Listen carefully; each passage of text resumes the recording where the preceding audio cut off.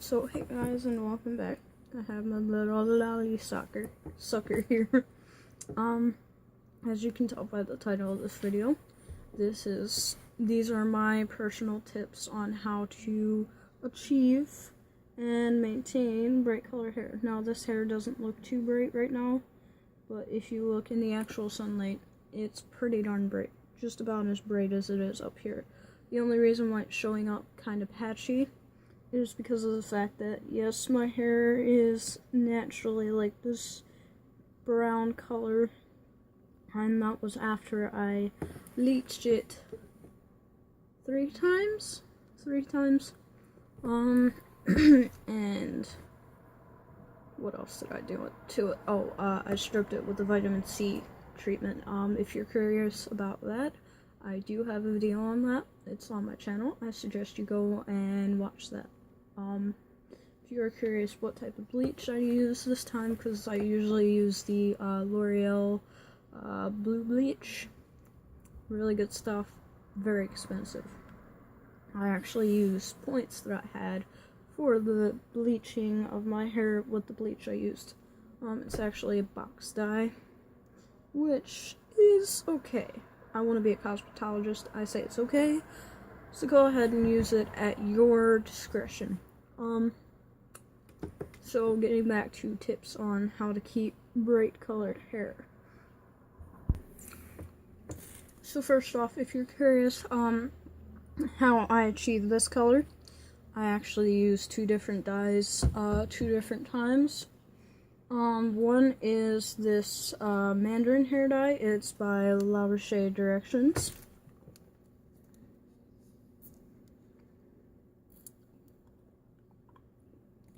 And it's in the color Mandarin. Sorry if my screen is backwards. But yeah, that was the first time I ever used Directions hair dye, and it does come from the UK, so if you're in America, you'll probably have to order it online. Either on Amazon or bluebanana.com, but for bluebanana.com, fast shipping right away, cheaper prices. And it's pretty much, you're paying for the dye that you would pay for on Amazon with the shipping included on bluebanana.com for the same price that you would pay for just the dye on Amazon without the shipping charge. So I recommend you go to bluebanana.com if you want to look at some Directions hair dye. This is semi-permanent. And it is a conditioning based dye, because it's just got like veggie food color in there. It's vegan, by the way, so if you guys are vegans, you can go and use that, or you just want to use cruelty-free products. That's a good brand. Yeah, so I used that the first time, sorry. I also mixed in a little bit of Candy Apple Red by Avatar, or just Apple Red, depending on where you get it, it'll say the actual name. I mixed it in with a little bit of that because it does look red, but it's more like this orange tone. And then I added conditioner, and it got to like this color, sort of like this color, but I wanted it to be a little bit more red based, and that's how you can probably see some of the red tones, like right up here. It looks a lot more red. Then again, that's where my roots were bleached as well. But yeah, so I added a little bit of red that time. I left it in for about 2 hours, and the longer you leave semi-permanent dye on your hair, the better it will process and the more it will absorb into your hair. By the way, I'm not sure if I mentioned, I mixed Suave coconut conditioner in there. Make sure if you're going to dilute a semi-permanent hair dye, don't use it with permanent. Don't dilute it with conditioner for a permanent hair dye. You don't want to do that because it will make the color splotchy, patchy, everything. Not many people on here actually say that.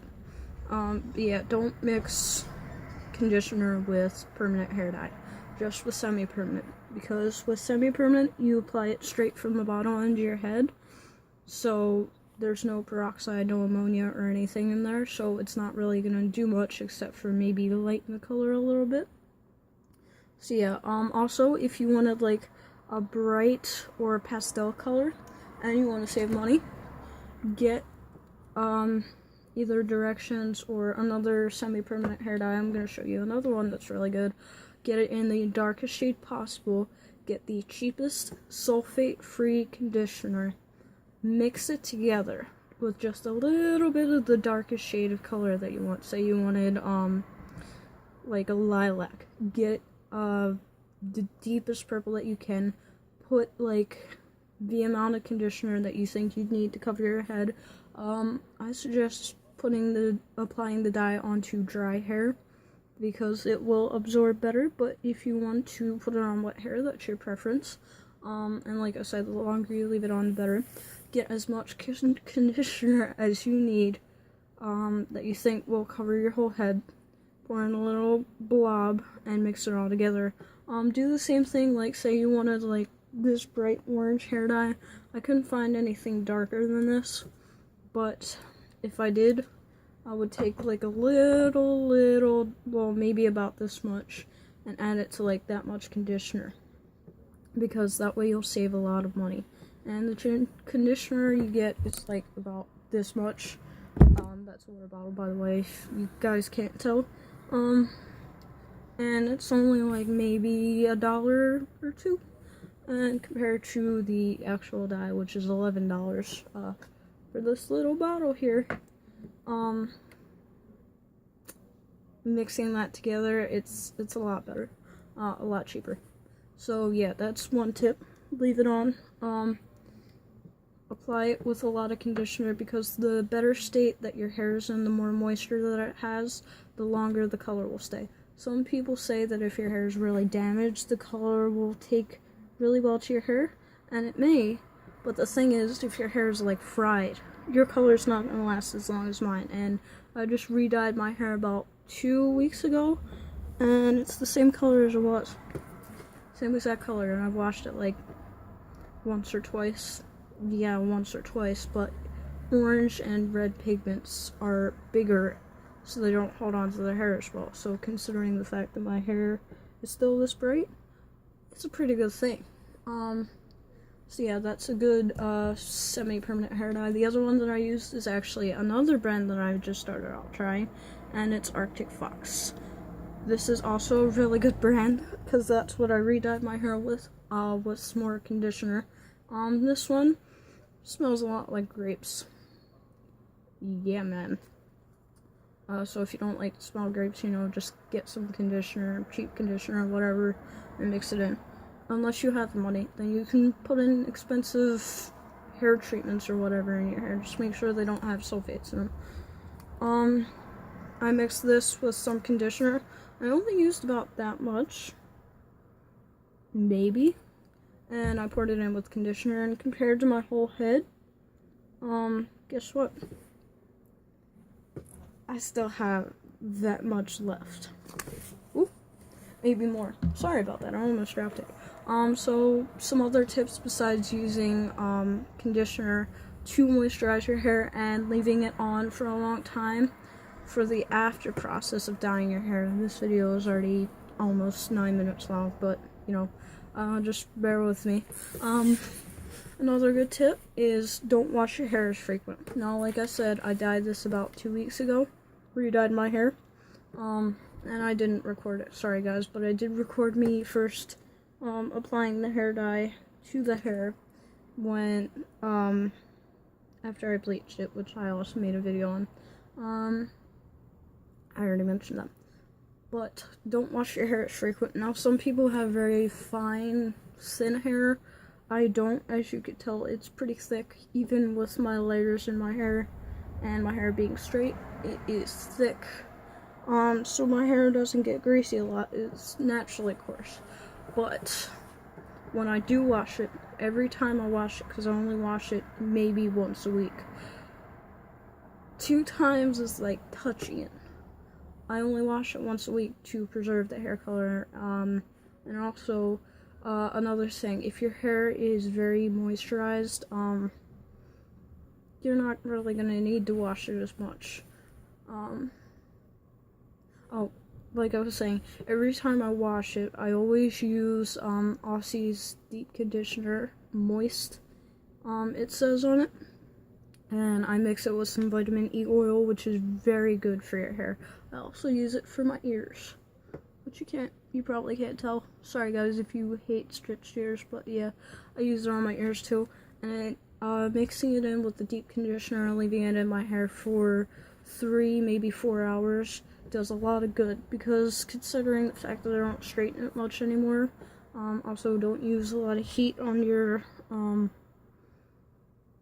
hair if you want to preserve the color, because that'll just strip it right out. That goes the same thing with hot water. Don't use hot water. Try to use the coldest water you can stand, and if you can only go to warm, that's better than hot. Otherwise, you're gonna need to spend a lot of money. By the way, this much got me 2 uses out of it already. It can probably last me like a 3rd use, but, you know. I also have another bottle of it.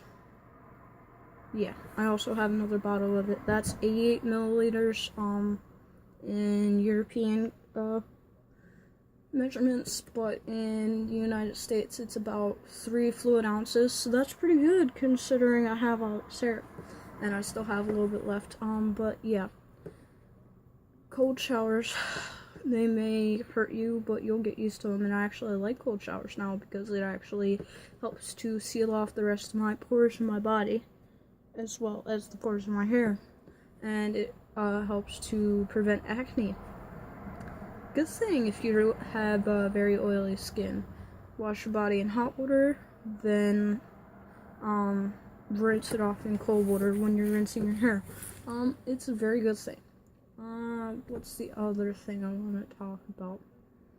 Oh yeah, definitely make sure to deep condition your hair. Like I was saying, leaving it in, you don't have to leave it in for as long as me. You can leave it in for, like, at the minimum, try to leave it in for 15 minutes to a half an hour, because that'll make sure that your hair is moist and the color won't run out every single time you go to wash your hair.